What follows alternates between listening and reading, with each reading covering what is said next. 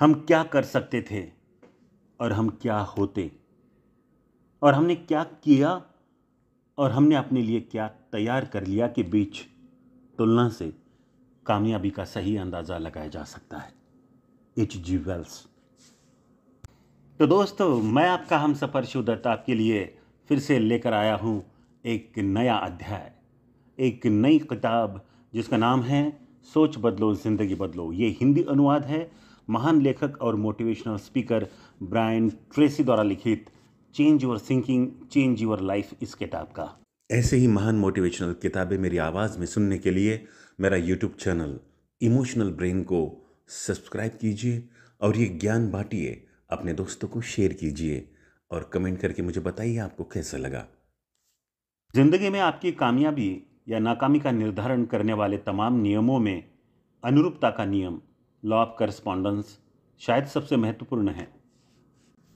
जैसे कि हमने पिछले अध्यायों में भी चर्चा की थी कि आपकी बाहरी दुनिया दरअसल केवल आपकी भीतरी दुनिया का ही प्रतिबिंब है। इसके मुताबिक आप भीतर से जो कुछ भी है, कुछ ही वक्त के बाद बाहर उसकी झलक दिखने लगेगी। जब आप अपनी सोच बदलते हैं तो अपनी ज़िंदगी को भी बदल देते हैं। आप जो कुछ भी करते हैं ये नियम उस पर लागू होता है। आपको हासिल ज्ञान, आपकी तैयारी ही बाहरी दुनिया में आपकी आमदनी और सफलता तय करती है। भीतरी दुनिया में व्यक्तित्व का विकास ही बाहरी दुनिया में दोस्ताना आपके और अन्य ताल्लुकातों का फैसला करेगा। स्वास्थ्य और फिटनेस के बारे में आपका नज़रिया ही आपका स्वास्थ्य निर्धारित करेगा। आपकी आंतरिक धारणाएं और उम्मीदें ही आपके बाहरी व्यवहार और दूसरे लोगों के प्रति आपके व्यवहार को तय करेंगी। आपकी बाहरी दुनिया से हमेशा आपकी आंतरिक दुनिया की झलक मिलती रहेगी। खुशी सबसे बड़ा लक्ष्य।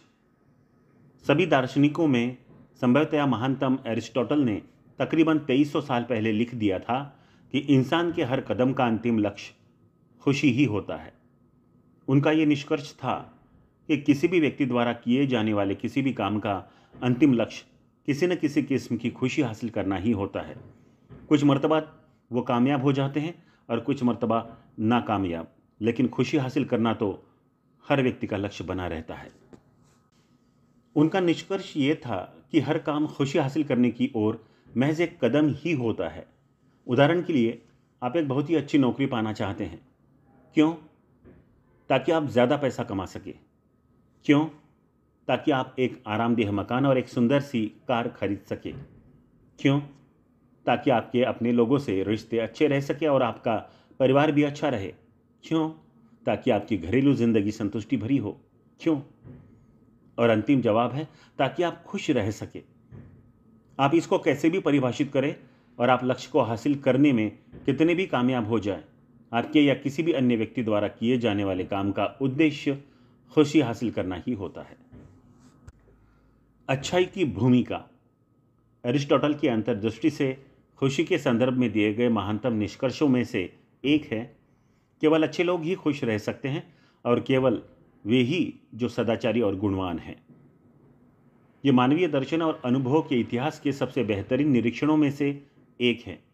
केवल अच्छे लोग ही खुश रह सकते हैं और केवल वे ही जो सदाचारी और गुणवान हैं।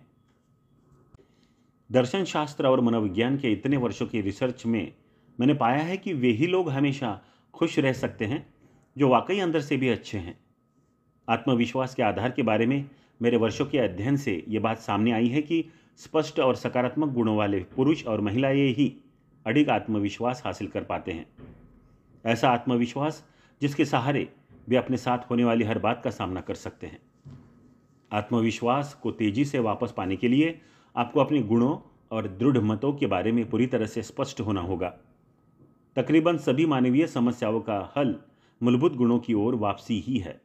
कई मायने में आपके दुखी और तनावपूर्ण होने का एक कारण उन बातों और कामों से दूर जाना ही है जो आपकी राय में सही है। आसान शब्दों में कहे तो अपनी अंतरात्मा की आवाज को न सुनना। सत्यनिष्ठा है अनिवार्य। कामयाबी के लिए इकलौता सबसे बड़ा जरूरी गुण है सत्यनिष्ठा। एरिस्टोटल ने हमेशा इसी बात पर जोर दिया कि सत्यनिष्ठा, ईमानदारी, साहस, उदारता, लगनशीलता और निष्कपटता जैसे गुणों पर आधारित जिंदगी से ही खुशी और आत्मसंतोष हासिल किया जा सकता है। पहले मैं सोचा करता था कि सत्यनिष्ठा अन्य गुणों की ही तरह एक है, उनके बराबर, लेकिन उनसे कुछ अलग। फिर एक दिन एक धन कुबेर ने मुझे बताया कि दरअसल सत्यनिष्ठा ही वह गुण है जो बाकी गुणों को भी सुनिश्चित करता है। सत्यनिष्ठा वह आधार होता है जिस पर अन्य गुण निर्भर होते हैं। सच्ची सत्यनिष्ठा का मतलब होता है कि जीवन में हर काम हमेशा अपने गुणों के अनुरूप सच्चे दिल दिमाग से ही करना। अपने जीवन मूल्यों को पहचानें। कंपनियों के लिए या व्यक्तिगत रणनीतिक योजना के सत्र की शुरुआत हम लोगों से उनके जीवन मूल्यों का खुलासा करने के लिए कहकर करते हैं। आपको भी अपनी व्यक्तिगत रणनीतिक योजना बनाने के लिए यही से शुरुआत करनी हो चाहिए। आपके भीतर कौन से गुण हैं, वह कौन सी बातें हैं जिनमें आप यकीन करते हैं, आप किस तरह की बात का समर्थन करते हैं, वह कौन सी बातें हैं आप जिनका साथ नहीं देंगे।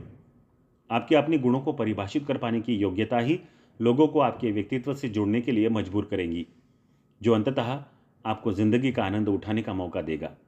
जब आपका व्यक्तित्व अच्छा, शालीन, ठोस और जीवन से जुड़े सकारात्मक मूल्यों पर आधारित होगा तो आप एक सच्चे इंसान होंगे। परिणाम स्वरूप आप भीतर से खुश होंगे, चाहे फिर आपके आसपास कुछ भी हो रहा हो। जीवन मूल्यों को क्रमवार जमाएं। एक बार आपने अपने जीवन मूल्यों को पहचान लिया तो फिर आपको उन्हें प्राथमिकता के आधार पर व्यवस्थित करना चाहिए। शुरुआत उन 4 या 5 जीवन मूल्यों के साथ करें जो कि आपके चरित्र और व्यक्तित्व का आधार हो। ये वे जीवन मूल्य हैं जो आपकी राय में किन्हीं भी अन्य जीवन मूल्यों से ज़्यादा महत्वपूर्ण है। इस बात का काफ़ी महत्व होता है कि इन जीवन मूल्यों को आप जिस क्रम में जमाते हैं, यही क्रम फिर इस बात का फैसला करता है कि आप किस तरह के व्यक्ति हैं और किस तरह की जिंदगी जीते हैं। आप जो कुछ भी करते हैं वह केवल पसंद या विकल्पों का परिणाम होता है। आप कोई एक या दूसरा काम करने के लिए निरंतर एक या दूसरे तरीके को आजमाते रहते हैं। विकल्पों को तलाश लेने का गुण आपको अन्य जीवों से अलग करता है। हर विकल्प का फैसला आप उस वक्त के अपने आधारभूत जीवन मूल्यों के आधार पर करते हैं। हर काम आपके लिहाज से उस वक्त सबसे महत्वपूर्ण जीवन मूल्य के आधार पर ही किया जाता है। जीवन मूल्यों के आधार पर कदम उठाएं। जब एक बार आप विकल्प चुनते हैं तो आपके शीर्ष जीवन मूल्य आपके निचले जीवन मूल्यों पर हावी हो जाते हैं। हर कदम, हर फैसला उस वक्त आप पर हावी जीवन मूल्य के आधार पर ही निर्भर करता है। आप एक बार में एक ही जीवन मूल्य या विकल्प को चुन सकते हैं और आप उसका चयन भी कर लेते हैं। आप वही विकल्प या जीवन मूल्य चुनते हैं जो उस वक्त आपके लिहाज से सबसे महत्वपूर्ण होता है। भला आप कैसे बता सकते हैं कि आपके जीवन मूल्य क्या है? बहुत ही आसान है। आपके जीवन मूल्य हमेशा केवल आपके काम में ही झलकते हैं। आप क्या हैं यह आपको और अन्य लोगों को आपके किए गए काम से पता चलता है, आपकी कई बातों से नहीं। खासतौर पर जो आप दबाव के वक्त करते हैं। जब आपको चुनने के लिए मजबूर किया जाता है तो आपकी जीवन मूल्य और धारणाएं दुनिया के सामने उजागर हो जाते हैं। व्यक्तित्व का निर्धारण। जीवन मूल्यों का चयन और उनका क्रम आपके व्यक्तित्व और आपकी ज़िंदगी के निर्धारण के लिए बहुत ही महत्वपूर्ण होता है। एक उदाहरण पेश है। कल्पना कीजिए कि 2 लोगों ने काफ़ी माथापच्ची के बाद एक से ही जीवन मूल्यों को चुना, बस प्राथमिकता का क्रम अलग है। व्यक्ति अ ने फैसला किया कि उसके जीवन मूल्यों का क्रम महत्व के लिहाज से कुछ यूं है। सबसे पहले परिवार, फिर स्वास्थ्य और तीसरा था कैरियर में कामयाबी। इस व्यक्ति का कहना है कि वह अपने परिवार को अपने स्वास्थ्य से भी ज़्यादा महत्व देता है और स्वास्थ्य को कैरियर से ज़्यादा महत्व। इसका मतलब यही है कि अगर उसे परिवार और कैरियर में से एक को चुनने के लिए कहा गया तो वह परिवार को ही चुनेगा। अगर उसे स्वास्थ्य और करियर में से एक को चुनने के लिए कहा जाएगा तो वह स्वास्थ्य को ही चुनेगा।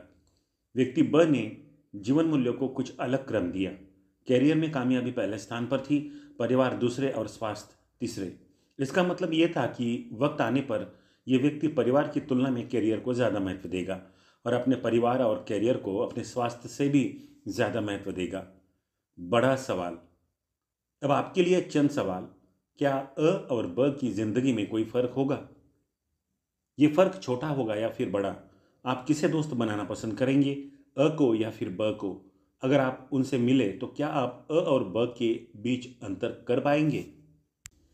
जवाब यह है कि कैरियर को शीर्ष प्राथमिकता देने वाला व्यक्ति ब अपने परिवार को सबसे ज़्यादा महत्व देने वाले व्यक्ति अ से बहुत अलग होगा। परिवार, स्वास्थ्य और करियर दरअसल जीवन मूल्यों को सिद्धांत बनाने वाले संस्थान हैं। ऐसा व्यक्ति हमेशा खुश रहेगा जो कि अपने मूल्यों पर आधारित जीवन जीता है, बनिस्बत उस इंसान के जो करियर को परिवार और स्वास्थ्य से ज़्यादा प्राथमिकता देता है। इसलिए आपको जीवन मूल्यों के चयन जितनी ही सावधानी उनके क्रम के निर्धारण में बरतनी चाहिए। आपके जीवन मूल्य और उनका क्रम आपकी पूरी जिंदगी का फैसला करते हैं। सत्यनिष्ठा एक जीवन शैली है। एक बार आपने अपने जीवन मूल्यों का निर्धारण कर लिया तो उन पर बने रहने की आपकी दृढ़ता आपकी सत्यनिष्ठा के स्तर को बताती है। जीवन मूल्य कोई ऐसी बात नहीं है जिसे आप अपनी सुविधा के अनुसार इस्तेमाल करें। या तो आप इसे रखते हैं या फिर नहीं रखते। आपका जीवन मूल्यों का चयन और फिर उसी के अनुरूप जीने का संकल्प ही आपके चरित्र और व्यक्तित्व का निर्माण करता है। इतिहास गवाह है कि महान पुरुष और महिलाएं चरित्र के लिहाज से भी महान थे। वे ऐसे लोग थे जिनका पूरा जीवन ही ऊंचे और उदार जीवन मूल्यों पर आधारित था। उनका सम्मान ही उन जीवन मूल्यों के लिए किया जाता है जिनका उन्होंने प्रतिनिधित्व किया और ताउम्र अपनाए रखा। हमारे आज के समाज में परिस्थिति के मुताबिक जीवन मूल्य और परिस्थिति के मुताबिक आचरण सबसे बड़ी समस्या है। ये लोगों के द्वारा सही या गलत का फैसला परिस्थिति और उस पल विशेष के आधार पर किए जाने के कारण पैदा हुई है। इससे भी बुरी बात तो यह है कि वे मतलबी होने के बाद भी खुद को इस खुशफहमी में बनाए रखते हैं कि वे बेहद चरित्रवान हैं। दबाव में आप क्या करते हैं? परिस्थिति के अनुसार बदलने वाले जीवन मूल्यों की झलक उस वक्त मिल जाती है जब कोई व्यक्ति कहता कुछ है और करता कुछ है। और वे कहते तो है कि वे केवल सच बोलते हैं, लेकिन जब उनको उचित लगता है तो वे झूठ बोल भी लेते हैं और दूसरों के झूठ को माफ भी कर देते हैं। किसी भी व्यक्ति की पहचान इस बात से नहीं होती कि वह क्या बोलता है, बल्कि इस बात से होती है कि वह क्या करता है। कुछ लोग अपनी भावनाओं के कारण असमंजस में पड़ जाते हैं। वे यह धारणा बना लेते हैं कि अगर उनके इरादे नेक हैं तो फिर उनके द्वारा उठाए जाने वाले कदम से कोई भी फर्क नहीं पड़ेगा। वे सोचते हैं कि किसी बात के बारे में अगर वे ख्वाहिश करते हैं तो वह उस काम को वाकई में करने जैसा ही है। लेकिन सच तो यह है कि जब आपको दबाव में कोई काम करना पड़ता है तो आप जो विकल्प चुनते हैं वही बताता है कि दरअसल आप भीतर से कैसे हैं। आपकी कामयाबी और खुशी के लिए ज़रूरी है कि आप अपने संपर्क में आने वाले हर व्यक्ति के प्रति ईमानदार रहे, अपनी निजी जिंदगी में भी और अपने काम में भी। लोग आपकी उसी वक्त सबसे ज़्यादा मदद करेंगे जब आप एक चरित्रवान और सत्यनिष्ठ व्यक्ति के तौर पर पहचान हासिल कर लेंगे। दूसरी ओर आपके बारे में ये धारणा कि ये व्यक्ति भरोसे या निर्भर रहने के लायक नहीं है आपके कैरियर और प्रतिष्ठा को पूरी तरह से चौपट कर सकती है। अपने आप से ईमानदार रहे। ईमानदारी का मतलब होता है आप अपने आप से पूरी तरह से ईमानदार रहे। शेक्सपियर के हेमलेट में जैसा कि पोलोनियस ने कहा है, अपने आप से ईमानदार रहो और ये ठीक वैसा ही होना चाहिए जैसा रात के बाद दिन। तय मानिए कि फिर आप किसी के साथ भी झूठा व्यवहार नहीं कर सकते। अपने आप से ईमानदार रहना एक महान चरित्र के निर्माण की दिशा में पहला कदम है। इसकी शुरुआत हमेशा अपने आप से सच्चे रहने के साथ होती है। आप अपने आप को या अपने दिमाग को धोखा नहीं देते, उसके साथ मजाक नहीं करते। आप ऐसी बातों में यकीन नहीं रखते जो कि बिल्कुल ही असंभव हो। आप ये उम्मीद या प्रार्थना नहीं करते कि बातें बदल जाएंगी। आप दुनिया के अपनी सोच के अनुरूप होने का इंतज़ार करने की बजाय वो जैसी है उसी का सामना करते हैं। हमेशा अपना सर्वश्रेष्ठ प्रदर्शन करें। हर काम पर उसे करने वाला व्यक्ति अपनी छाप छोड़ जाता है। अपने आप से ईमानदार रहने का मतलब है कि जो भी काम या जिम्मेदारी लेते हैं हमेशा उसे सबसे अच्छे तरीके से करने का प्रयास करते हैं। आपके भीतर छिपे ईमानदारी और सत्यनिष्ठा के गुणों की झलक आपके कामों से मिल जाती है। आप भीतर से कैसे हैं इसका पता आपके द्वारा दिए गए काम को करने के लिए दिए गए समय और आपके सर्वश्रेष्ठ प्रयासों से लगाया जा सकता है। किसी काम को तभी स्वीकारें जब आप उसे बहुत अच्छी तरह से करना चाहते हो। सत्यनिष्ठा का मतलब है कि आप जिंदगी में हर एक के प्रति सच्चे, सरल और ईमानदार हैं। आप दूसरों के साथ भी वैसे ही ईमानदार हैं जैसे कि आप अपने साथ हैं। आप दूसरों के साथ भी सच्ची ज़िंदगी जीते हैं, घर पर भी और काम पर भी। अगर आप लोगों से पूछेंगे कि क्या वे ईमानदार हैं तो हर एक व्यक्ति हाँ ही कहेगा। अधिकांश लोग यही कहते हैं कि वे कभी झूठ नहीं बोलते, धोखाधड़ी, चोरी नहीं करते और न ही बेईमानी का कोई काम ही करते हैं।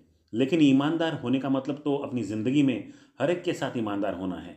इसका मतलब है कि आप कभी झूठ नहीं बोलते और कभी झूठा आचरण भी नहीं करते। आप कभी भी ऐसी परिस्थिति में नहीं रहते जो गलत हो, जो आपकी सत्यनिष्ठा को ठेस पहुंचाती हो या आपको दुखी करती हो। आप कभी भी अपने होठों को चबाते हुए अपने शब्दों को रोककर अपनी सत्यनिष्ठा के साथ समझौता नहीं करते। आपका सबसे बड़ा लक्ष्य, एक सच्चे ईमानदार व्यक्ति की सबसे बड़ी पहचान यही है कि वे मानसिक शांति को अपना सबसे बड़ा लक्ष्य बनाते हैं। एक बार आपने मानसिक शांति हासिल करने को अपना सबसे बड़ा लक्ष्य बना लिया तो फिर आप अपने अन्य लक्ष्यों और गतिविधियों को भी इसी लिहाज से तय करते हैं। सच्चे ईमानदार होने का मतलब है कि आप अपनी मानसिक शांति के बारे में किसी भी कीमत पर कोई भी समझौता नहीं करते। आप केवल वही कहते और करते हैं जो आपकी राय में हर परिस्थिति में सही हो। ईमानदारी और सत्यनिष्ठा का मतलब है कि आप केवल अपनी ही बात को सुनते हैं और अपनी अंतरात्मा की आवाज़ पर ही भरोसा करते हैं। आप अपनी अंतर्दृष्टि पर ही यकीन करते हैं और आप सही वक्त पर सही बातें कहने के लिए इसी पर भरोसा करते हैं। जब आप विचलित या नाखुश हो तो अकेले में बैठकर अपने भीतर की उस आवाज़ का इंतज़ार करके उसे सुनने की कोशिश करते हैं जो हमेशा आपका मार्गदर्शन करती है। जब आपको भीतर से सही काम के लिए कोई विचार या अंतर्दृष्टि मिलती है तो आप उस पर अमल करते हैं। आप अपने दिमाग की सुनते हैं। यही अपने और दूसरों के साथ ईमानदार रहने का तरीका है। अपने दिमाग की सत्यनिष्ठा। राल्फ वाल्डो इमर्सन ने अपने निबंध सेल्फ रिलायंस में लिखा है, सत्यनिष्ठा की पवित्र वस्तु की तरह रक्षा करो। उन्होंने आगे कहा है, अगर कोई बात अंत तक पवित्र रहती है तो वो है आपके दिमाग की सत्यनिष्ठा। चरित्र के विकास के लिए सच्चाई एक न टाली जा सकने वाली जरूरत है और चरित्र का विकास आपकी जिंदगी की मूल सोच होना चाहिए। अरिस्टोटल ने कहा था, शिक्षा का उद्देश्य युवाओं के चरित्र का विकास है। आज अमेरिका में अधिकांश बच्चों का विकास ये बताए बगैर होता है कि क्या सही है और क्या गलत। अधिकांश लोगों को यही बताया गया है कि जीवन मूल्य तो महज तुलना की बात है। उदाहरण के लिए अनेक लोगों को यही बताया गया कि अगर उनको लगता है कि दुकान से कोई चीज़ चुरा ली जाए तो उनका ये गुण उस व्यक्ति जितना ही अच्छा है जिसे लगता है कि दुकान से चोरी करना गलत बात है। इस तरह से जीवन मूल्यों की तुलना आपको एक अंधेरी गली में ले जाती है। यह आपको नाकामी, हताशा और दुख की ओर ले जाती है। जबकि सच्चाई यह है कि जीवन मूल्य तुलनात्मकता के तराजू में नहीं तौले जा सकते। जीवन मूल्य या तो जिंदगी के स्तर को उठाने वाले होते हैं या फिर बर्बाद कर देने वाले। अगर कोई जीवन मूल्य सकारात्मक है तो इसके साथ जीने से आपकी जिंदगी का स्तर और दूसरों के साथ संबंध भी सुधरते हैं। एक नकारात्मक जीवन मूल्य आपके संबंधों को बिगाड़ देता है और आपकी जिंदगी का स्तर भी गिर जाता है। आप भी इस अंतर को साफ तौर पर बता सकते हैं, क्योंकि सकारात्मक मूल्यों के साथ जिंदगी आपको खुशी का एहसास देती है और नकारात्मक मूल्य आपको दुखी कर देते हैं। सच्चाई का सामना करें। सच्चाई में ही जीने का मतलब है कि आप अपने और अपने इर्द गिर्द की दुनिया के बारे में सच को स्वीकारें। आप अपने काम और रिश्ते से जुड़े सच का सामना करें। आप अपनी आंखों में झांक कर देखते हैं और अपनी आंतरिक धारणाओं के ही हिसाब से जिंदगी को जीते हैं। आप अपने आप को किसी खुशफहमी में नहीं रखते, नहीं कोई ऐसी ख्वाहिश या उम्मीद ही रखते हैं कि सब कुछ बदल जाएगा। सत्यनिष्ठा का मतलब होता है कि आप ये स्वीकार लेते हैं कि आपकी दुनिया तभी बेहतर हो सकती है जब आप खुद बेहतर होंगे। आपके लिए सब कुछ बदलने के लिए कोई भी नहीं आने वाला। अगर आप परिवर्तन चाहते हैं तो यह परिवर्तन आपको ही करने होंगे। सत्यनिष्ठा का मतलब होता है ये समझ लेना कि शादी तभी कामयाब होती है जब आप भी एक बेहतर जीवन साथी बने। आपका कारोबार तभी अच्छा होगा जब आप खुद एक अच्छे मैनेजर या कारोबारी बने। आपकी बिक्री का रिकॉर्ड और ग्राहक तभी बढ़ेंगे जब आप एक बेहतर सेल्समैन बन जाएंगे।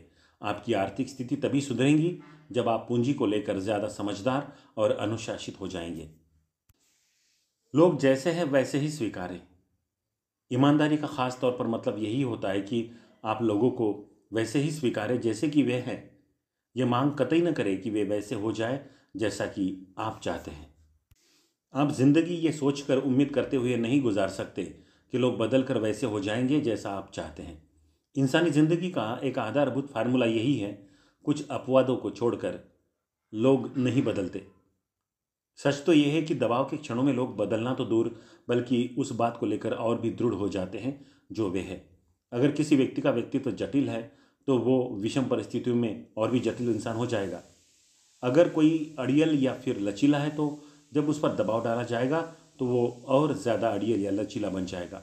अगर कोई व्यक्ति थोड़ा बेईमान है तो उस पर जब दबाव डाला जाता है या फिर उसे उकसाया जाता है तो वो पूरी तरह से बेईमान बन जाएगा। लोग नहीं बदलते। कारोबार और प्रतिस्पर्धा। आज की इस तेज गति की दुनिया में ईमानदारी का मतलब है कि आप कारोबार और प्रतिस्पर्धा भरी इस दुनिया को जैसी वो है वैसा ही देखें, न कि उस नज़रिए से जैसा कि आप चाहते हैं। खासतौर पर सूचना और प्रौद्योगिकी में तेजी से आ रहे बदलाव के संदर्भ में कई लोग सोचते हैं कि वे अपने क्षेत्र में ज्ञान और प्रौद्योगिकी को बढ़ाने के लिए छोटे मोटे प्रयास करते रहेंगे, लेकिन ऐसे छोटे मोटे प्रयास ईमानदार व्यक्ति को मंजूर नहीं। वाकई ईमानदार व्यक्ति इस बात को समझता है कि आज तो उसको उसी जगह पर बने रहने के लिए दौड़ना होगा। वाकई ईमानदार व्यक्ति इस बात को स्वीकार लेगा कि आज हर क्षेत्र में 2 से 3 साल के भीतर जानकारी और ज्ञान दोगुना होता जा रहा है। इसका मतलब यही है कि आपको भी हर 2-3 साल में अपनी जानकारी और ज्ञान में 2 से 3 गुना की वृद्धि करनी होगी। जनरल इलेक्ट्रिक के सीईओ और पूर्व अध्यक्ष जैक वेल्श ने एक बार कहा था, अगर आपके संस्थान के बाहर परिवर्तन की दर संस्थान के भीतर हो रहे परिवर्तनों से ज़्यादा है तो आपकी कंपनी बंद होने वाली है। यह सिद्धांत एक व्यक्ति के तौर पर आप पर भी लागू होता है। अगर आपने लगातार सीखना और अपने कौशल को निखारना जारी नहीं रखा तो आपके दौड़ से बाहर हो जाने का खतरा है। कितने मूल्यवान हैं आप। आज हजारों लाखों लोगों को हर साल नौकरियों से निकाला जा रहा है। कई मामलों में लोगों ने अपने ज्ञान और कौशल के स्तर को इस हद तक गिर जाने दिया है कि कंपनियां उनको ज़्यादा वेतन के लायक ही नहीं मानती। उनमें से कई लोग अपने प्रति ईमानदार नहीं थे। उन्होंने कंपनी के लिए फायदेमंद साबित होने की खातिर अपने ज्ञान और कौशल में इजाफा नहीं किया। वे यही उम्मीद करते रहे कि देश और अंतर्राष्ट्रीय अर्थव्यवस्था में हो रहे परिवर्तनों का उन पर कोई भी असर नहीं पड़ने वाला। और परिणाम ये हुआ कि जब उनके उत्पाद और सेवा के लिए बाजार कमज़ोर पड़ा तो उनको काम से हाथ धोना पड़ गया। एक औसत तकनीकी व्यक्ति को दूसरी नौकरी तलाशने में 2 से 7 सप्ताह का वक्त लगता है, वो भी आमतौर पर 14 से 40% की वेतन कटौती के साथ। कई लोगों की तो इतने अच्छे वेतन वाली नौकरियां चली जाती हैं कि फिर उनको कभी वैसा वेतन नहीं मिल पाता। और अगर उन्होंने अपने कौशल और ज्ञान के स्तर को बढ़ाने के लिए प्रयास नहीं किए तो ये उनके साथ दोबारा हो सकता है। स्तर को सुधारने पर ध्यान दें। ईमानदारी का मतलब होता है कि आप इस बात को स्वीकार लें कि अपनी कंपनी और कंपनी के जरिए उपभोक्ताओं को फायदा पहुंचाने की योग्यता पर ही आपका वेतन निर्भर करता है। हर एक व्यक्ति को $1 के वेतन के लिए अपनी कंपनी को $3 का लाभ दिलाना होता है। अगर आप अपनी कंपनी के लिए $3 कमा या बचा नहीं रहे हैं तो आपका काम किसी और को दिए जाने, उसमें काटछाट या फिर उसे खत्म किए जाने की आशंका है। ईमानदारी का मतलब होता है कि आप हकीकत को स्वीकारें और फिर अपनी योग्यता के अनुसार अपने स्तर को सुधारने या बेहतर बनाने का प्रयास करें। सच्ची ईमानदारी का मतलब होता है कि आप कभी भी अपने द्वारा किए गए काम से ज़्यादा फल की अपेक्षा नहीं करते। आप बिना कुछ किए कुछ पाने की अपेक्षा तो बिल्कुल भी नहीं करते। आप न तो जुआ खेलते हैं और न ही लॉटरी खरीदते हैं, क्योंकि ये एक तरह की बेईमानी ही है। ये एक तरह से उस चीज़ को पाने की कोशिश है जिसे पाने के लिए आपने कोई भी प्रयास नहीं किया। सच्चा ईमानदार व्यक्ति बिना कुछ किए कभी भी इनाम की अपेक्षा नहीं करता और न ही जल्द धनवान बनने की। अमेरिका में आज लाखों लोग रातों रात पैसा कमाने की इस लालसा की ओर आकर्षित हो रहे हैं। अगर वे कर्मचारी या अधिकारी हैं तो नई और बेहतर नौकरी चाहते हैं, और वो भी तुरंत। वे हमेशा शॉर्टकट ही तलाशते रहते हैं और परिणाम ये होता है कि वे हताश और दुखी होते हैं। वे उम्मीद करते हैं कि जो समस्याएं उनके कारण महीनों और सालों से लटक रही है वे किसी जादू की गोली से तुरंत हल हो जाएगी। वे बेताब हैं और तुरंत परिणाम चाहते हैं। लेकिन एक ईमानदार व्यक्ति बनने के लिए ज़रूरी है कि आप जिंदगी के किसी भी काम में तुरंत परिणाम की इस लालसा पर नियंत्रण करें। विश्वास में ताकत है। रिश्ते किसी भी खुशहाल, स्वस्थ, संतोषजनक जिंदगी का आधार होते हैं। सभी रिश्ते विश्वास पर ही आधारित होते हैं। विश्वास ही वह ताकत है जो रिश्तों को जोड़े रहती है। आपके और दूसरे व्यक्ति के बीच हर प्रकार की समस्या और असहमति हो सकती है, लेकिन जब तक आपके बीच विश्वास और सम्मान कायम है आपका रिश्ता बना रहेगा। लेकिन अगर विश्वास को ठेस लगी तो फिर रिश्ता टूटकर बिखर जाएगा, ताश के किसी महल की तरह। सभी व्यापारिक गतिविधियां विश्वास के बल पर ही चलती हैं। पूंजी से जुड़े सभी रिश्ते पूंजी देने वाले या फिर लेने वाले के शब्द पर विश्वास से ही चलते हैं। आपके बैंकर, सप्लायर, उपभोक्ता, स्टाफ और वित्तीय मामलों से जुड़े हर एक के साथ रिश्ते की बुनियाद विश्वास ही होता है। सत्यनिष्ठा में पूरा यकीन रखने वाले महिला और पुरुष अपने द्वारा हासिल विश्वास के स्तर और उसे बनाए रखने को लेकर बेहद संवेदनशील होते हैं। वे किसी को दिए गए पैसे और लिए गए पैसे दोनों को ही लेकर एहतियात बरतते हैं। वे वादे के पक्के होते हैं। वे अपने बैंक के साथ रिश्तों, क्रेडिट कार्ड, बिल भुगतान या किसी से भी अर्थ व्यवहार को लेकर काफी सावधानी बरतते हैं। दो दिवालियों की कहानी। कुछ साल पहले की बात है। मेरी अच्छी पहचान के दो लोग जो दो अलग अलग व्यवसायों से जुड़े थे, अर्थव्यवस्था में एकाएक आई मंदी के कारण दिवालिया हो गए। लेकिन इस दिवालियेपन का दोनों पर ही असर बिल्कुल अलग रहा। मेरे पहले दोस्त ने पूरे करियर के दौरान अपनी एक एक पाई को लेकर बहुत ही एहतियात बरती थी। वह अपनी क्रेडिट कार्ड की न्यूनतम राशि का तो भुगतान कर ही देता था।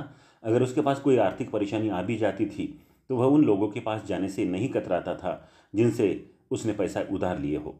वह उनको समझाकर कुछ और वक्त की मोहलत ले लेता था। जब उसे उसके बूते के बाहर की एक आर्थिक मंदी के कारण दिवालिया होना पड़ा तो उसके पास कोर्ट जाने, अपनी पूरी संपत्ति देने और फिर से कंगाल होने के अलावा कोई विकल्प ही नहीं बचा था। लेकिन एक सप्ताह के भीतर लोग उसके पास पैसे, कर्ज, ऑफिस, क्रेडिट कार्ड, मकान और एक नई कार का प्रस्ताव लेकर आने लगे। उसके एक बहुत ही अमीर कारोबारी साथी ने तो उसे एक हस्ताक्षरित कोरा चेक ये लिखकर भेज दिया, जितनी राशि चाहो भर लो। हाँ, मेरे रिकॉर्ड के लिए बस मुझे रकम बता देना, मुझे तुम पर पूरा विश्वास है। एक तरह से दिवालियेपन से भी उसको कोई बड़ा फर्क नहीं पड़ा था। दूसरे व्यापारी की कहानी बिल्कुल ही अलग रही।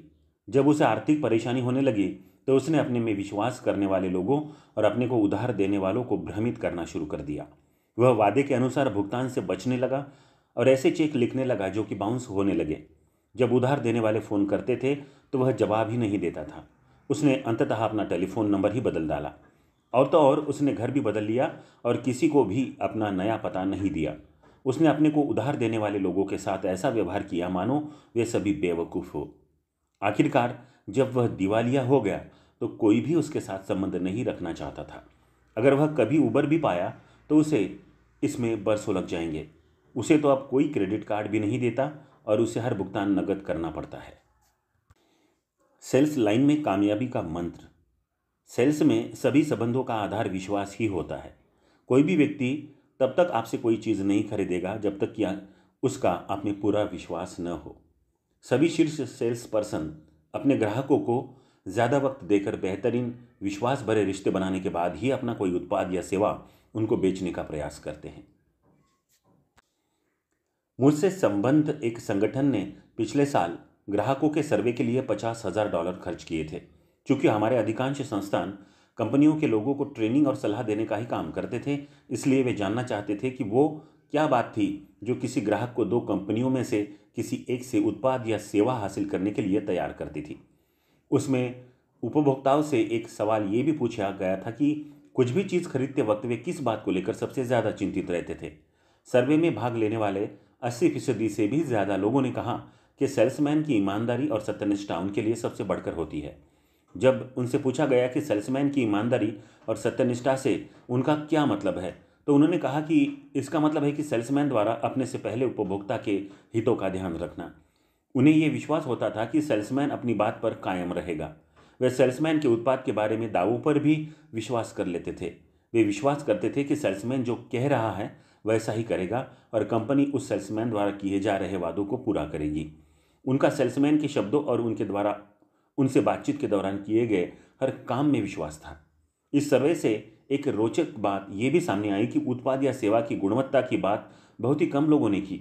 जब उपभोक्ताओं से उत्पाद की गुणवत्ता पर उनकी चिंता के बारे में पूछा गया तो उनका कहना था कि इस स्तर पर अधिकतर उत्पाद लगभग एक जैसे ही होते हैं और उनके परिणाम भी एक जैसे ही होंगे। सेल्स का सबसे अहम बिंदु यही रहा कि उनके सेल्समैन के बारे में क्या सोच रही और सेल्समैन के जरिए कंपनी की क्या छवि बनी। सच्चाई चरित्र का आधार है। ईमानदारी और सत्यनिष्ठा का जीवंत प्रमाण है सच्चाई।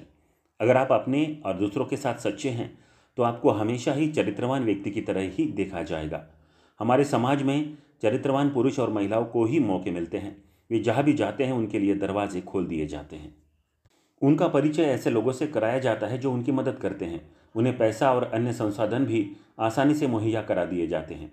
यही वजह है कि आप अगर अपने बच्चों में कोई महत्वपूर्ण गुण डालना चाहते हैं तो उनके द्वारा किए जाने वाले हर काम, कहे जाने वाले हर शब्द में ईमानदारी का भाव और सच्चाई की आदत को डाल दें।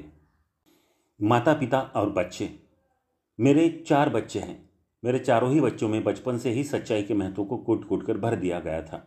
आज वे चारों ही सच को लेकर दृढ़ संकल्प है। वे पूरी तरह से ईमानदार है। मैं उनसे चाहे जो सवाल पूछ लूँ और वे सच्चा जवाब ही देंगे। जब वे बड़े हो रहे थे तो मैंने उनसे हर एक से वादा किया था। मैंने कहा था, मुझे सच बताने पर तुमको कभी भी परेशानी का सामना नहीं करना पड़ेगा। वे जब किसी बच्चे की तरह कोई बेवकूफ़ी कर बैठते थे तो मैं बिना कुछ कहे उनकी पूरी बात को सुनता था। आखिर में मैं उनसे सवाल करता था, तो तुमने क्या सीखा? उन्हें जल्द ही इस बात का एहसास हो गया कि वे हमेशा सच बोल सकते हैं और उनको इसके लिए कभी भी आलोचना या असहमति का सामना नहीं करना पड़ेगा। वे ये बात पसंद करते हैं। कई बार वे गोलमोल जवाब देने की कोशिश करते थे, लेकिन जब मैं उनसे सच कहने के लिए कहता था तो वे हमेशा मेरी बात का पालन करते थे। फिर वह सच चाहे जैसा हो। मुझे उन पर नाज है। वाकई ये जानना अद्भुत है कि माँ बाप और बच्चों के बीच संबंध कितने प्रगाढ़ हो जाते हैं जब वे विश्वास की बुनियाद पर बने हों। पति और पत्नी, माता पिता और बच्चों के बीच संवाद के लिए जो बात सही है वह पति और पत्नी के लिए तो और अधिक महत्वपूर्ण है। मैंने जिंदगी में प्यार की जितनी भी परिभाषाएं सुनी हैं उनमें से सबसे अच्छी है एन रैंड की, प्यार तो जीवन मूल्यों की प्रतिक्रिया है। आप दूसरे व्यक्ति से प्यार करते हैं क्योंकि उसने वे जीवन मूल्य अपना रखे हैं जिनको आप चाहते हैं, जिनका सम्मान करते हैं। दूसरे व्यक्ति में वे गुण हैं जिनकी आप प्रशंसा करते हैं। संक्षेप में, आप किसी व्यक्ति को उसके चरित्र के कारण पसंद करते हैं। बाकी सब बातें बदल जाती है, व्यक्ति का चरित्र नहीं बदलता। दंपतियों के बीच सच्चाई और ईमानदारी कायम रखने के लिए दोनों के संबंधों में वफादारी और स्पष्टवादिता की दरकार होती है। अगर कोई दंपति आदर्श है तो वे एक दूसरे पर पूरा यकीन करते हैं और एक दूसरे के सबसे अच्छे दोस्त भी होते हैं। वे एक दूसरे से ही सबसे ज़्यादा ईमानदारी के साथ बातचीत करते हैं। चरित्र, सत्यनिष्ठा और ईमानदारी तो किसी भी प्रेम भरे रिश्ते का आधार होते हैं और किसी भी अन्य बात की तुलना में ज़्यादा महत्वपूर्ण होते हैं। सार्वभौमिक सूत्र किसी काम के अच्छे बुरे सही गलत के फैसले के परीक्षण का एक उम्दा तरीका है। ये बहुत ही आसान है और आप उसका ताउम्र इस्तेमाल कर सकते हैं। ये जर्मन दार्शनिक इमैनुअल कांत द्वारा 200 वर्ष पहले प्रतिपादित सार्वभौमिक सूत्र पर आधारित है। उन्होंने कहा था, आपको अपनी ज़िंदगी ऐसे जीनी चाहिए मानो आपका किया हुआ हर काम विश्वमान्य कानून बनने वाला हो। दूसरे शब्दों में, किसी भी फैसले या काम से पहले कल्पना कीजिए कि हर कोई ऐसा ही करेगा। कल्पना कीजिए कि आपके द्वारा लिया जाने वाला फैसला आपके और दूसरों के लिए कानून बनने जा रहा है। यही परीक्षण बता देगा कि आपका फैसला अच्छा है या नहीं। यह आपके जीवन मूल्य और व्यवहार का भी सच्चा परीक्षण है। अगर सभी ने आपकी तरह रहना और व्यवहार करना शुरू कर दिया तो समाज का चेहरा कैसा होगा? हमारे समाज की अधिकांश समस्याएं समाप्त हो जाएंगी अगर हम सार्वजनिक और सामाजिक नीतियों की बहस के दौरान इसी परीक्षण को लागू करें। सरकार का अपराध नियंत्रण, शिक्षा, कल्याण और कारोबार के क्षेत्र में योगदान कम हो जाएगा अगर उसे ये एहसास हो जाए कि हर कोई इससे जुड़ने जा रहा है। अपने लिए ऊंचे मापदंड रखें। यहाँ चंद ऐसे सवाल जो आप अपने आप से नियमित तौर पर पूछते रह सकते हैं। पहले खुद से पूछें, मेरी दुनिया कैसी होगी अगर हर व्यक्ति मेरे जैसा ही हो? कल्पना कीजिए, अगर दुनिया में हर एक व्यक्ति बिल्कुल आपके जैसा ही हो तो क्या ये जीने के लिए एक बेहतर दुनिया होगी? अगर हर कोई आपके जैसा हो तो क्या ये ज़्यादा खुश, ज़्यादा स्वस्थ, ज़्यादा समृद्ध और ज़्यादा सद्भाव भरी दुनिया हो जाएगी या नहीं? फिर अपने आप से पूछें, मेरा देश किस तरह का देश होगा अगर इसका हर एक व्यक्ति मेरी तरह हो? ये देश कैसा होगा अगर हर एक व्यक्ति का व्यवहार मेरी ही तरह हो? अगर हर एक ने रोज़मर्रा की ज़िंदगी में आपकी ही तरह का काम किया तो क्या ये देश बेहतर होगा या कोई ऐसी बातें हैं जो आप अलग तरह से करेंगे? आपके लिए अपने आप से पूछा जाने वाला तीसरा सवाल है, मेरी कंपनी किस तरह की कंपनी होगी अगर इसका हर एक व्यक्ति मेरी ही तरह हो? अपनी कंपनी में अपने इर्द गिर्द देखें और अपने आप से पूछें कि अगर सभी लोग पूरा दिन आपकी तरह काम करने लगे तो क्या आपकी कंपनी और ज़्यादा समृद्ध होगी? और अपने आप से पूछा जाने वाला आखिरी सवाल, मेरा परिवार किस तरह का परिवार होगा अगर हर एक मेरी तरह व्यवहार करने लगे? अगर आपके परिवार के सभी सदस्य आपकी तरह हो तो क्या आपका परिवार जीवन यापन और बड़े होने के लिए एक बेहतरीन जगह होगी? क्या आपके परिवार का हर सदस्य तरक्की करेगा, ज़्यादा खुश और ज़्यादा कामयाब होगा? क्या आपका परिवार ऐसा होगा जिसे देखकर दूसरे लोग प्रशंसा करें और अपने परिवार को वैसा ही बनाना चाहें? सच तो यह है कि कोई भी इन सभी सवालों के जवाब में हाँ नहीं कह सकता। हम में से हर एक दरअसल प्रगति की राह पर है। हम सभी को अभी काफ़ी रास्ता तय करना है। हम सभी में सुधार की काफ़ी गुंजाइश है। साहस का स्तर। जेम्स मैकफरसन द्वारा पिछले कई सालों में नेतृत्व क्षमता पर किए गए 3300 से ज़्यादा अध्ययनों में एक बात आम पाई गई, ये थी साहस का स्तर। विंस्टन चर्चिल ने एक बार कहा था, साहस को सभी गुणों में श्रेष्ठ मानना सही है, क्योंकि इसी पर बाकी के सभी निर्भर होते हैं। आपने सुना भी होगा कि नर्क की सड़क भी अच्छे उद्देश्य से ही बनाई जाती है। दुनिया ऊंचे गगनभेदी लक्ष्यों और महत्वाकांक्षाओं वाले लोगों से भरी पड़ी है, लेकिन इसे पाने का साहस, अनुशासन और इच्छा शक्ति बहुत ही कम लोगों में है। साहस के गुण को विकसित करने में सबसे अच्छी बात यही है कि जब कभी भी आपका व्यवहार साहसपूर्ण होता है, आप ज़्यादा शक्तिशाली और बेहतर महसूस करते हैं। आपकी अपने बारे में सोच बेहतर होती है और आप अपने आप को और ज़्यादा चाहने लगते हैं। आप ज़्यादा आत्मविश्वास और सामर्थ्यवान महसूस करते हैं। आप भीतर से खुशी महसूस करते हैं। इसके विपरीत, जब आप हर बार साहस दिखाने की जगह समझौता कर लेते हैं तो आपका आत्मसम्मान गिर जाता है। आप कमज़ोर और सामर्थ्यहीन महसूस करने लगते हैं। आप अपने आप को भी उतना ज़्यादा पसंद नहीं कर पाते। जिससे डर लगता हो वही करें। निजी तौर पर शक्तिशाली बनने की आधारभूत ज़रूरत है कि आप जिंदगी के हर क्षेत्र में लगातार उन सर्वोच्च जीवन मूल्यों के साथ ही जिए जो आपको पता है। ये सद्गुण और जीवन मूल्य न केवल आपके द्वारा ही अपनाए जाते हैं, बल्कि इनका फायदा भी आपको ही होता है। जब कभी भी आप वो काम करते हैं जो आपको लगता है कि आपको करना चाहिए, फिर भले ही उस वक्त आपकी इच्छा न हो, तो आपको तुरंत आत्मसंतोष का इनाम मिलता है। वयस्क के जीवन में नाकामयाबी का भय ही कामयाबी की राह की सबसे बड़ी बाधा है। नाकामी के भय को खत्म करने का सबसे सही रास्ता है कदम उठाने का साहस। साहस एक बहुत ही महत्वपूर्ण गुण है जिसे शारीरिक फिटनेस की ही तरह बनाकर बरकरार रखा जा सकता है। साहस विकसित करने का सबसे अच्छा तरीका है अपने आप को डराने वाली बातों का सामना करना। राल्फ वाल्डो इमर्सन ने लिखा है, जिस बात से डरते हो वही करो और डर की मौत तय है। जब आप उन बातों को करने लगते हैं जो आपको डराती हैं, तो एक तरह से आप भावनाओं और अपनी ज़िंदगी पर ही नियंत्रण हासिल कर लेते हैं। आप अपने स्वभाव को निर्लिप्त या नकारात्मक से सकारात्मक और आशावादी बना लेते हैं। वही करो जिनको करने से तुम्हें डर लगता हो और डर की मौत तय है। संवेदना शून्य बनने का नियमित अभ्यास करें। कई लोगों को भाषण देने में घबराहट महसूस होती है।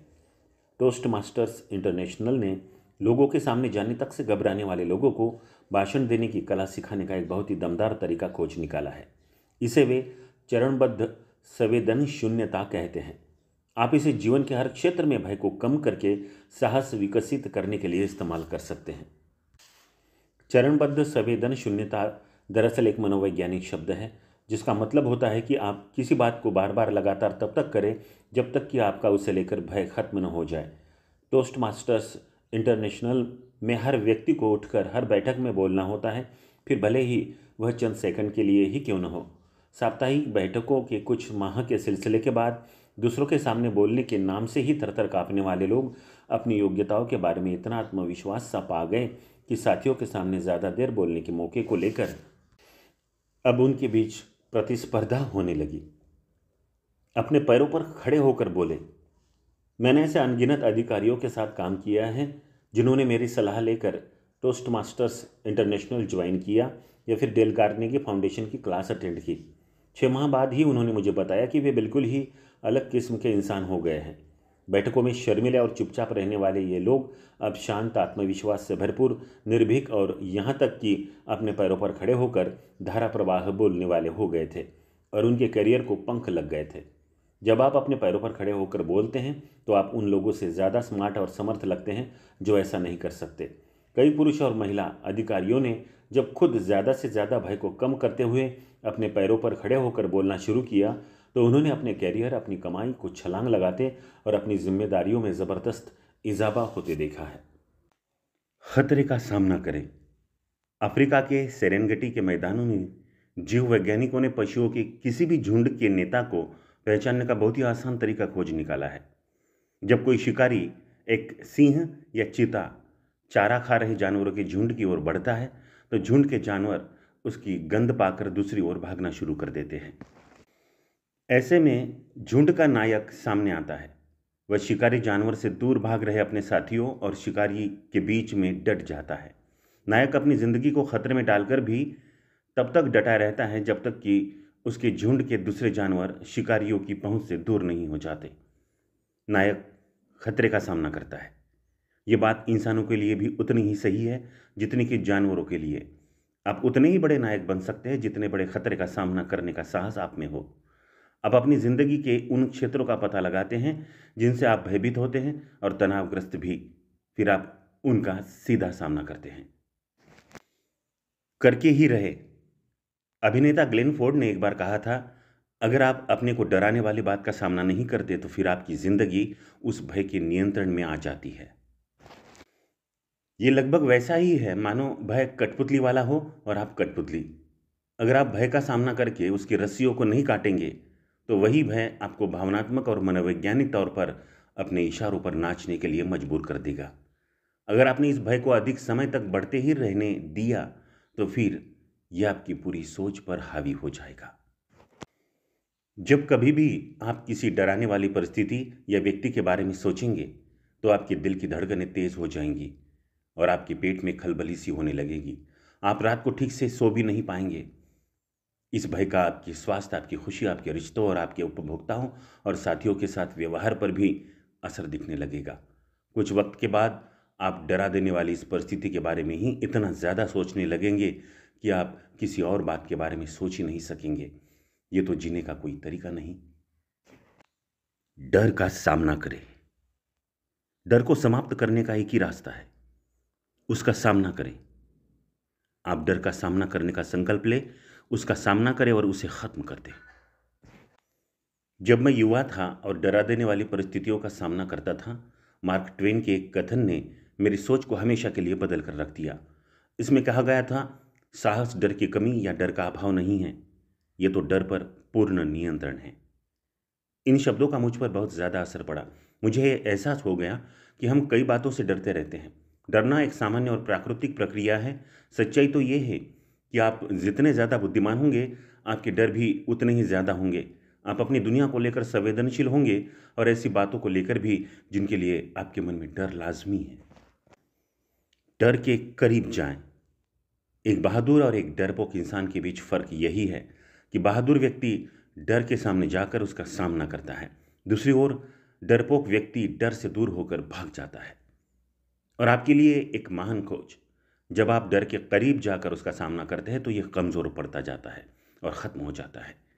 यह आपके दिलो दिमाग पर से अपनी पकड़ को खो देता है। लेकिन अगर आप डर को देखकर पीछे हट गए तो यह बढ़ता ही जाएगा और आपकी सोच और भावनाओं पर पूरी तरह से नियंत्रण स्थापित कर लेगा। जब आप आदतन डर की ओर जाते हैं, डराने वाली बातें करते हैं, डर का सामना करते हैं और बहादुर के साथ उसकी ओर रुख करते हैं, तो यह आपको प्रभावित करने की ताकत खो देता है। जल्द ही डर आप पर हावी होने की बजाय आप ही डर पर हावी हो जाते हैं। आपके भीतर अपने आप पर नियंत्रण का एक गजब का एहसास आ जाता है। अपने डर का सामना करने के लिए आपको अगर किसी गुण की सबसे ज़्यादा ज़रूरत पड़ेगी तो वो है आत्मानुशासन। जब आप अपने आप को डर का सामना करने के लिए अनुशासित कर लेते हैं और साहस के साथ उसका सामना करते हैं तो चमत्कार होता है। आपको भले ही न लगे, लेकिन आपको डरा देने वाली परिस्थिति गायब हो जाती है। आपको अपने बारे में बहुत ही अच्छा लगेगा। आपके भीतर अपनी जिंदगी पर नियंत्रण का ताकत भरा एहसास पैदा होगा। डरे नहीं, छलांग लगा दे। साहस का पहला ही चरण है अपने लक्ष्य की दिशा में बढ़ने का साहस। यह आपके लक्ष्य को तय करने की योग्यता और इच्छा है जो आपको उसे हासिल करने की दिशा में पहला कदम उठाने का साहस भी देती है। बेब्सन कॉलेज में व्यापारिक मामलों के इंस्ट्रक्टर डॉक्टर रॉबर्ट रोनस्टेड ने 12 वर्ष तक चले अध्ययन में बिजनेस स्कूल के स्नातकों के कामयाब और नाकामयाब होने के कारण तलाशने का प्रयास किया था। कुछ ने तो बहुत ही कामयाबी हासिल की, लेकिन अधिकांश ऐसा नहीं कर सके। उन्होंने पाया कि कामयाब कारोबारी बनने वाले स्नातकों में एक खास गुण था। वो ये कि उन सभी में सफलता की गारंटी नहीं होने के बाद भी कारोबार शुरू करने का साहस था। वे अपने सपने को सच करने के प्रयासों में नाकामयाबी का सामना करने को भी तैयार थे। प्रोफेसर रोनस्टेड ने इसे कॉरिडोर प्रिंसिपल का नाम दिया। उन्होंने कहा कि जब आप अपने लक्ष्य की ओर बढ़ते हैं, वो चाहे कितनी भी दूर हो, आप समय के एक गलियारे से गुजरना शुरू करते हैं। जैसे जैसे आप इस गलियारे में आगे बढ़ेंगे, आपके दोनों ही ओर संभावनाओं के नए दरवाजे खुलते जाएंगे। लेकिन अगर आपने इस मनोवैज्ञानिक गलियारे का सफर ही शुरू नहीं किया, तो आप संभावनाओं के इन दरवाजों को भला कैसे देख पाएंगे? कई लोग कई बार ऐसे क्षेत्र में कामयाबी हासिल करते हैं जो उनकी शुरुआत के कार्यक्षेत्र से बिल्कुल ही भिन्न हो। लेकिन चूंकि उन्होंने आगे बढ़ना नहीं छोड़ा, इसलिए उन्होंने मौक़ों और संभावनाओं को देखा जो शायद उनको पता भी नहीं चलते। अगर वे सब कुछ ठीक होने का ही इंतज़ार करते बैठते रहते, तो सच तो यही है कि सब कुछ तो कभी भी ठीक नहीं होगा। कामयाबी का सबसे दमदार गुण। अगर साहस का पहला चरण शुरुआत है, तो साहस का दूसरा भाग है उस शुरुआत को कायम रखना। यह उस स्थिति में बने रहने का साहस है। ये लक्ष्य की राह पर बने रहने का साहस है। यह हर नाकामी और परेशानी के बाद भी डटे रहने का साहस है। आत्मानुशासन चरित्र का सबसे दमदार गुण है। यही आपको मैदान में डटे रहने में मदद करता है। आत्मानुशासन ही वह गुण है जो आपको जोखिम मोल लेने, खतरे और अनिश्चितता के मौक़ों पर भी आगे बढ़ने की ताकत देता है। आत्मानुशासन और उससे आने वाला साहस आपके भीतर एक ऐसी आंतरिक शक्ति का विकास करते हैं जो आपको राह की बाधाओं से निपटने में मदद करती है। साहस के विभिन्न रूप। साहस के ऐसे विभिन्न रूप हैं जिनको आप अभ्यास के साथ विकसित कर सकते हैं। ये साहसिक कदम आपको आपके लिए संभव बड़ी कामयाबियां हासिल करने में मददगार होंगे। ये सभी अभ्यास से सीखे जा सकते हैं। बड़े बड़े सपने। साहस का पहला रूप है बड़े से बड़े सपने देखने का साहस और बड़े लक्ष्य तय करना। अधिकांश लोग यहीं पर रुक जाते हैं। बहुत बड़े, चुनौतीपूर्ण, रोमांचक और सार्थक लक्ष्यों की सोच ही इतनी बड़ी होती है कि कई लोग आरंभ करने से पहले ही पीछे हट जाते हैं। लेकिन आपको ऐसा नहीं करना है। आराम से बैठकर अपने लक्ष्यों को लिख डालें, हर वो बात जो आपके लिए संभव हो, और कभी भी बड़े बड़े सपने देखने से न डरें। संकल्प ले। साहस का दूसरा रूप है लक्ष्य को हासिल करने का संकल्प लेना। एक ऐसा संकल्प जिसमें आप अपने द्वारा तय लक्ष्य में सब कुछ झोंकने के लिए तैयार होते हैं। मेरे अनुभव के अनुसार तो सभी कामयाब लोग वही हैं जो अपने जीवन और लक्ष्यों के प्रति समर्पित है। वे कोई भी काम अधूरे मन से नहीं करते। हो सकता है उनके पास सफलता की कोई गारंटी न हो, लेकिन वे अपने काम में अपनी पूरी ताकत झोंकने से नहीं कतराते। अगर वे नाकाम भी होते हैं तो पुरजोर प्रयासों के बाद, न कि सुरक्षित रास्ता अपनाकर, महज ये उम्मीद करते हुए कि सब कुछ अपने आप ठीक हो जाएगा। आराम को त्याग दे। तीसरे किस्म का साहस है थम जाने या आराम से पड़े रहने की आदत को छोड़ना। यह अपनी रोजमर्रा की सुकून भरी लगने वाली जिंदगी को छोड़कर अकेले संघर्ष पर निकल पड़ने का साहस है। आराम मतलबी किसी भी व्यक्ति में छिपी संभावनाओं के लिए सबसे बड़ा खतरा है। आपको अपनी सोच को साकार करने के लिए उठ खड़ा होना चाहिए।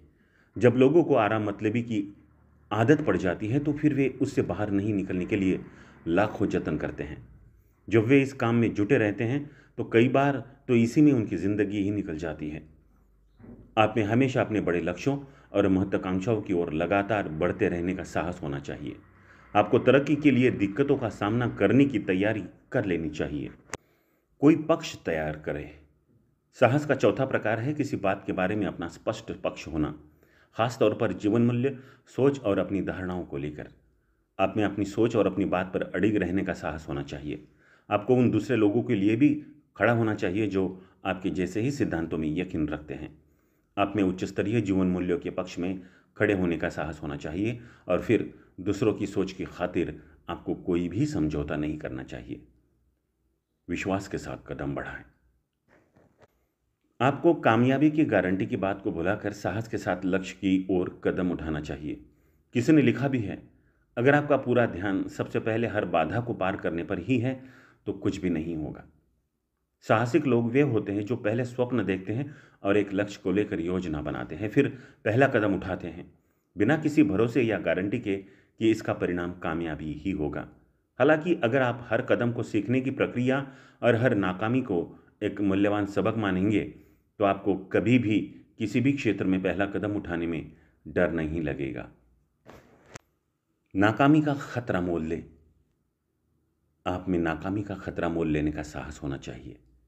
आप में लगातार नाकामियों, निराशाओं और अस्थायी पराजयों की स्थिति में भी डटे रहने का साहस होना चाहिए। आपको नाकामी का सामना करते आना चाहिए, इस हकीकत को स्वीकारते हुए कि यह तो कामयाबी के लिए अनिवार्य शर्त की तरह है। आप में नाकामी को अगली बार ज्यादा समझदार बनने के सबक के तौर पर स्वीकारने का साहस होना चाहिए। आपको नाकामी के भय से उबरने के लिए उसी काम को बार बार करना चाहिए जिसमें आपको डर लगता हो, और नाकामी की स्थिति में हताश होने की बजाय जोरदार वापसी का संकल्प लेना चाहिए। आप अपने लिए जितना बड़ा और रोमांचक लक्ष्य स्थापित करेंगे, आपके गिरने और नाकाम रहने के उतने ही मौके रास्ते में आएंगे। लेकिन जब तक आपके जहन में आपका लक्ष्य साफ है, आप आगे की ओर गिरेंगे। आप हर बार उठकर अपने को लक्ष्य के और करीब कर लेंगे। अपने डर का सामना करें। आप में हमेशा डर का सामना करने का साहस होना चाहिए। अपनी जिंदगी में मौजूद सभी भयों और तनाव के कारणों को खोज निकालें। हर परिस्थिति का सबसे बुरा संभावित परिणाम निकाल ले, फिर बुरी से बुरी स्थिति का सामना करने का संकल्प ले। फिर उन परिस्थितियों में से हर एक को सुलझाने का प्रयास करें। किसी भी डर को अपनी जिंदगी में स्थायी जगह न बनाने दे। अपनी सोच या भावना पर भी उसे हावी न होने दे। शून्य आधारित सोच का अभ्यास करें। आपको जिंदगी में लगातार शून्य आधारित सोच के अभ्यास का साहस विकसित करना चाहिए। अपने आप से पूछिए, अगर आज मुझे फिर से यही काम दोबारा शुरू करना हो तो अपने अनुभव के आधार पर क्या मैं दोबारा ऐसा करूंगा? हर इंसान की जिंदगी में ऐसी परिस्थितियां आती हैं जिनमें वो ये जानता है कि दोबारा ऐसा हुआ तो वह पुरानी गलती को नहीं दोहराएगा। एक बार आपने ये फैसला कर लिया कि आप मौका मिलने पर दोबारा ऐसा नहीं करेंगे, आपको वर्तमान परिस्थिति से तुरंत बाहर निकलने का रास्ता खोजने में जुट जाना चाहिए। आपकी जिंदगी परेशानी का सबब बन जाती है अगर आपको आधी जिंदगी गुजर जाने पर यह एहसास होता है कि अगर आपको दोबारा काम शुरू करने का मौका मिले तो आप ये काम तो कतई नहीं करेंगे, और आपको हमेशा इस बात का एहसास हो जाता है कि आप कब शून्य आधारित परिस्थिति का सामना कर रहे हैं। यह स्थिति आपको बेहद तनाव में डाल देती है। ये निरंतर आपके मन मस्तिष्क पर छाई रहती है। कई बार ये आपको रात रात भर जगाती है और आपकी बातचीत पर भी हावी रहती है। आपको हमेशा पता होता है कि ये क्या है। अपनी गलतियां स्वीकारें। आप में यह स्वीकारने का साहस होना चाहिए कि आप गलत हो सकते हैं, और जब आपको इस बारे में सही जानकारी मिल जाए तो स्वीकार कीजिए कि आपसे गलती हो गई है। आपको ये देखकर हैरानी होगी कि अनेक लोग ये मानने के लिए ही तैयार नहीं होते कि वे दोषपूर्ण हैं। वे इस बात को नहीं मानेंगे कि समय गुजरने के साथ कोई अच्छी लगने वाली कल्पना एक खराब विकल्प या फैसला साबित हो गई है। अपनी क्षति को स्वीकारने से न घबराएं। ये स्वीकारने से न घबराएं कि आप गलत थे और आपको बाहर निकल आना चाहिए। किसी एक कदम को बिल्कुल खारिज करके दूसरी ही दिशा में नए सिरे से कदम उठाने से न हिचकिचाएं। यह तो साहस, आत्मशक्ति और असरदार सोच का प्रमाण है। गलतियां करने के लिए तैयार रहें। आपको गलतियां करने के लिए तैयार रहना चाहिए और उनसे सीखने के लिए भी। शीर्ष स्तर का प्रदर्शन करने वाले सभी लोग लगातार फैसले लेते हैं, गलतियां करते हैं, उनसे सीखते हैं, खुद को सुधारते हैं और आगे बढ़ते रहते हैं। कामयाब लोग वे नहीं होते जो हर वक्त सही फैसले लेते हो, लेकिन वे लोग होते हैं जो अपने फैसलों को सही साबित कर देते हो। अगर वे गलती करते हैं तो उसे मान लेते हैं, इससे जितना हो सके सीखते हैं और फिर काम में जुट जाते हैं। याद रखिए, आप कामयाबी का राज केवल नाकाम होकर और गलतियां करके ही सीख सकते हैं। आप जितने नाकाम होते हैं या गलतियां करते हैं, आप उतने ही स्मार्ट बनते जाते हैं और अंततः आपके अपने लक्ष्य को हासिल करने की संभावना उतनी ही बढ़ जाती है। पूरी जिम्मेदारी स्वीकारें। आप में अपनी जिंदगी की पूरी जिम्मेदारी स्वीकारने का साहस होना चाहिए, यानी कि आपको परिणामों की जिम्मेदारी लेनी चाहिए।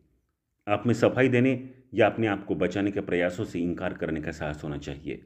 आप में बार बार ये कहने का साहस होना चाहिए, मैं जिम्मेदार हूं।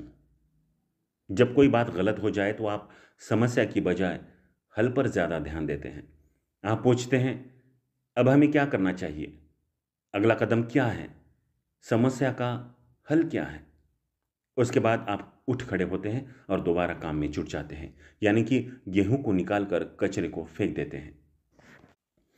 धैर्यवान बने। आप में साहसपूर्ण धैर्य होना चाहिए।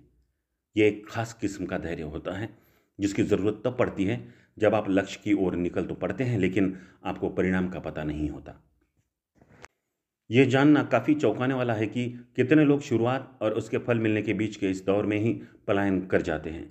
इस दौरान शंका कुशंकाएं उन पर हावी हो जाती हैं, लेकिन आपको ऐसा नहीं करना है। एक बार आपने अपने लक्ष्य की ओर कदम उठा लिया कि तब तक शांत और विश्वासपूर्ण रहने का संकल्प ले जब तक आपको परिणाम मिलना शुरू नहीं हो जाते। बीच के दौर में जो होना हो होता रहे, धैर्य और दृढ़ता के साथ डटे रहे। डटे रहने का साहस सबसे आखिरी अनिवार्य साहस है दूसरे किसी की भी तुलना में लक्ष्य की राह में ज्यादा देर तक डटे रहने का साहस। दृढ़ता के साथ डटे रहने का साहस ही आखिरकार आपकी कामयाबी को तय करेगा। किसी भी विषम परिस्थिति में डटे रहने की आपकी जिद ही आपकी सबसे बड़ी पूंजी साबित होगी। यह एक ऐसा कारक है जो कामयाबी को तय कर सकता है। अगर आप मैदान छोड़ने से इनकार कर देते हैं तो अंततः आपकी कामयाबी तय है। जैसा कि बेसबॉल में होता है, आप तब तक होम रन पूरा ही नहीं कर सकते जब तक आप बैट को घुमाना जारी नहीं रखते। कामयाब लोगों के 30 साल के अध्ययन के दौरान मैंने एक तथ्य को बार बार देखा है। कोई भी तब तक नहीं हारता जब तक कि वह खुद हार नहीं स्वीकार लेता। आपको आपके सिवाय कोई हरा ही नहीं सकता। जब आप अपने आप को किसी काम के लिए अनुशासित कर लेते हैं, फिर वह आपको पसंद हो या नापसंद, और अपनी आंतरिक शक्ति से ऊंचे दर्जे का साहस दृढ़ संकल्प जुटा लेते हैं, तो आप एक बहुत ही शक्तिशाली व्यक्ति बन जाएंगे। आपको जल्द ही इस बात का एहसास हो जाएगा कि आपके लिए कुछ भी असंभव नहीं है। आप अपने आप को इस स्थिति में ले आएंगे जहां आपको रोक पाना किसी के बुते की बात नहीं होगी। हम आत्मनिर्मित हैं। किसी ने एक बार कहा था, मैं आत्मनिर्मित हूं, लेकिन अगर मुझे दोबारा ऐसा करना पड़ा तो मैं दूसरों से कुछ मदद लूंगा। आप और मैं आत्मनिर्मित है। हम सभी अनेक क्षेत्रों में सुधार कर सकते हैं। हम सबको अपने लिए ऊंचे मापदंड तय करने चाहिए। हम सबको अपने चरित्र के निर्माण के लिए लगातार काम करना चाहिए। हम सबको बेहतर इंसान बनने के लिए पुरजोर प्रयास करने चाहिए। हम उपलब्धि के किसी मौके पर भी उदासीन होकर नहीं बैठ सकते। हमें अपने स्तर को खुद ही ऊंचा उठाते रहना चाहिए। श्रेष्ठ लोगों की पहचानों में से एक है कि वे खुद का बेहतर प्रबंधन कर सकते हैं। अगर वे किसी कंपनी के लिए काम कर रहे हैं तो वे काम इस कल्पना के साथ करेंगे कि उनका बॉस पूरे वक्त उनको देख रहा है और हर मिनट हर दिन वेतन वृद्धि के लिए उनके साल भर के हिसाब को रख रहा है, या खुद को ऐसे रोल मॉडल के तौर पर देखेंगे, ऐसे मापदंडों के साथ जो किसी से भी ज़्यादा हो और उनके खुद के द्वारा तय किए गए हो। हमारे समाज में शीर्ष 2% लोग ही अपना प्रबंधन और नियंत्रण जानते हैं। वे पूरे दिन ऐसे काम करते हैं मानो सभी उन्हीं को देख रहे हैं, फिर भले ही कोई भी न देख रहा हो। वास्तविक इनाम। जब आप अपने लिए ऊंचे लक्ष्य रखते हैं तो आपकी अपने बारे में सोच और आत्मसम्मान काफ़ी बढ़ जाता है। जब आप ये फैसला करते हैं कि आप ऊंचे जीवन मूल्यों और अपनी अंतरात्मा के मुताबिक ही जिएंगे, तो आपको अपने बारे में काफ़ी अच्छा लगने लगता है। जब आप ईमानदार बन जाते हैं तो दूसरों के साथ रिश्तों में समझौता करना बंद कर देते हैं। आप जिनके साथ रहते हैं या काम करते हैं उनसे काफ़ी ईमानदारी से पेश आते हैं। आप अपने और दूसरों के साथ सच्चाई से पेश आते हैं। आप अपने आप से जितने ज़्यादा ईमानदार रहेंगे, आपके भीतर उतना ही ज़्यादा साहस और आत्मविश्वास होगा। आप खुद के बारे में ज़्यादा सकारात्मक और उत्साहित हो जाएंगे। आप बहुत ज़्यादा आंतरिक शक्ति और व्यक्तिगत तौर पर मजबूती महसूस करेंगे। आप अपनी ज़िंदगी को अपने ऊंचे आदर्शों पर जितना ज़्यादा आधारित करेंगे, आप उतने ही ज़्यादा चरित्रवान बनेंगे। आखिरकार आप एक ऐसी स्थिति में पहुंच जाएंगे जहां आपको रोक पाना किसी के बूते की बात नहीं होगी। करके देखें। एक, अपनी निजी और पारिवारिक जिंदगी के 3 जीवन मूल्यों को तय करें। आपका किन बातों में यकीन है और आपको किन बातों की फिक्र रहती है। 2, अपने और दूसरों के साथ सच्चा बर्ताव करने का संकल्प ले, बिना किसी समझौते के। आपकी जिंदगी का वह कौन सा क्षेत्र है जिसमें आप दूसरों के साथ पूरी तरह से ईमानदार नहीं हैं। 3, अपने प्रति ईमानदार रहे। अपने जीवन के उन क्षेत्रों को तलाश करें जहां पर आप तनाव, असंतोष और दुख महसूस करते हो, और पता लगाएं कि कहीं आप अपने किसी जीवन मूल्य के साथ समझौता तो नहीं कर रहे हैं। 4, अगर सभी लोग आपकी तरह हो गए तो आपकी कंपनी कैसी होगी अपनी कंपनी को बेहतर बनाने के लिए आपको तुरंत क्या करना चाहिए? 5, अगर आपको पता चले कि आपकी ज़िंदगी के केवल 6 माह ही बचे हैं, तो आप क्या करेंगे और अपना वक्त कैसे बिताएंगे? इस सवाल का आपका जवाब ही आपका असली रूप बताएगा। 6, लोग नहीं बदलते। चूंकि ये ज़िंदगी का एक सिद्धांत है, अपनी ज़िंदगी में इसे शामिल करने के लिए आपको अपनी ज़िंदगी और अपने काम में, घर पर और बाहर क्या परिवर्तन करना चाहिए। और 7, सभी बातों में सच्चाई का अभ्यास करें। वह कौन सा क्षेत्र है जहां पर आपको दुनिया जैसी है वैसी ही स्वीकारने की ज़रूरत है, न कि जैसी आप चाहते हैं।